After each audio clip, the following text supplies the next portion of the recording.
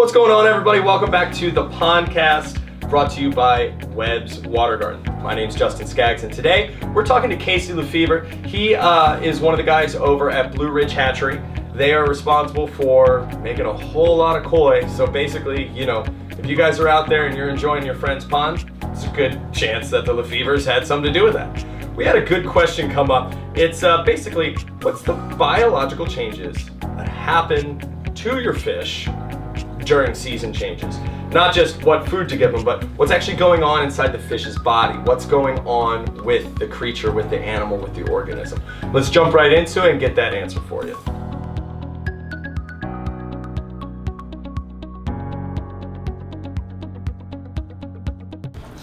All right, guys, right now on the phone, we've got a certified koi expert, a breeding expert, Casey LeFever from Blue Ridge. Fantastic. And we got some questions for you, man. I hope you don't mind us rambling off some nerdy koi questions we've been making up. All right, sounds good.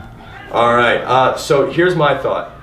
We're going from winter to spring, and there's all different types of foods, and anyone who has a koi pond is very familiar with this. What actually happens to the koi's body? Like, what is the change from like the hibernation state forward?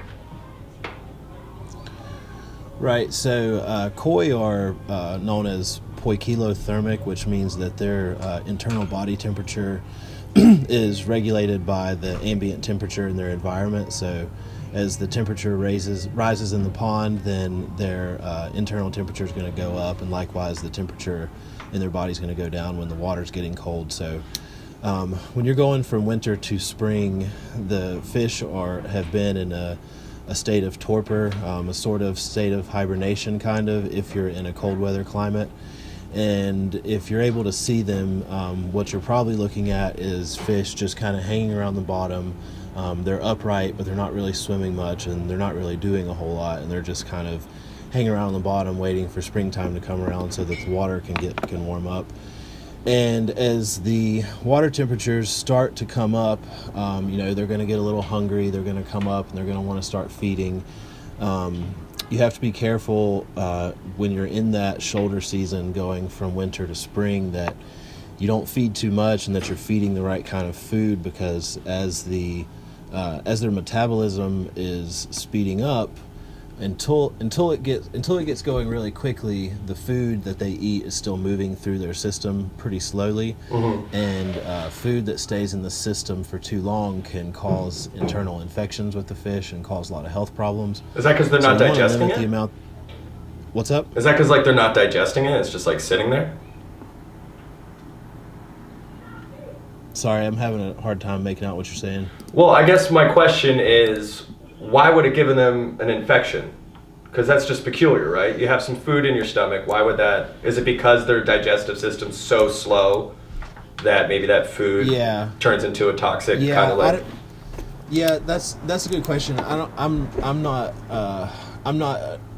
well versed enough in biology and anatomy of fish to know exactly how the infection happens. I would imagine that if the food stays in the gut for too long, there's probably bacteria that starts to grow on the food, and then that in turn creates the infection, but that's really just a guess on my part. I think it's a good guess. Well, I've got another question for you. Around that time, pertaining to food, are there any major adjustments that your average pond owner may need to make when it comes to feeding your fish to make sure that problems or infections like this don't come about during the winter months? Yeah, of course.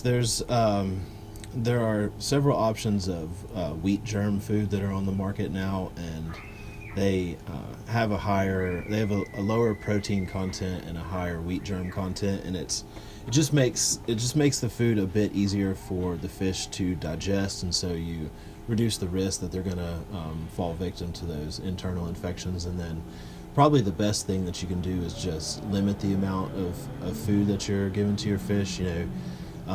People say when the water temperatures are 65 degrees and up, you can feed up to a couple of times per day if your fish are eating that much. But once you're looking at water temperatures like down in the 50s or somewhere around there, or high 40s, then fish really only need to eat maybe 2 or 3 times per week, maybe not even that much. People people tend to think that fish need to be eating all the time every day, and that's just not the case. Koi can be perfectly fine without eating every day, especially if the water temperatures are cold and their metabolism has slowed. What's your operation look like during this time of year? Is there just a bunch of slow koi hanging out? Yeah, it depends on which farm you're on. Here Sure. At the Kernersville farm, where we ship all of our fish out of, we have a lot of greenhouses and a lot of indoor systems that are, man-made. They're tanks and pumps and plumbing and everything, so they're indoor circulation systems. And what we do is we bring as many fish as we possibly can in from the ponds around like September or October, and then keep them indoors throughout the winter.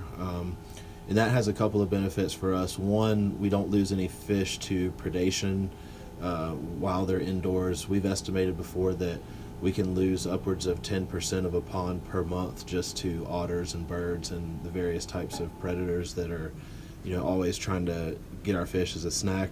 Oh, I bet And you're also, just like a grocery store to those guys. Yeah, it's just it's just a big smorgasbord. Yeah, for sure. And then also keeping fish indoors allows us to have fish that are ready to sell first thing in the spring when it starts warming up and everybody wants fish, because if it's still cold in the ponds and the fish's metabolism is still slow and we go catching them out of the pond and moving around and their immune systems aren't fully up to speed, then they're probably going to break down, they're probably going to get sick. But since we have so many fish indoors over the winter, they're staying in relatively warm temperatures and they're ready to go, ready to be shipped as soon as somebody calls us up, even if that's in, like the first week of March and temperatures are still cold. Well, speaking of that, I think that's a great place to end.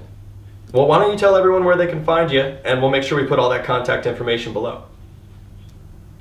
Yeah, you can find Blue Ridge online at blueridgekoi.com.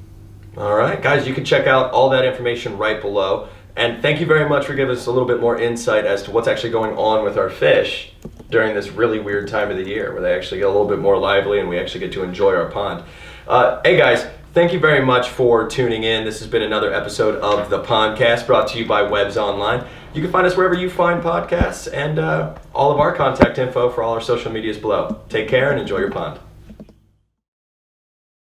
So there you have it. A question came across my desk, I found an expert, and I brought it to you. We could do this all day. I want to know what questions you guys have, what subjects you want me to dive into. We will get you the scientific response from a professional, an expert. We will go into our Rolodex here at Webs Online, and we'll talk to the people that matter.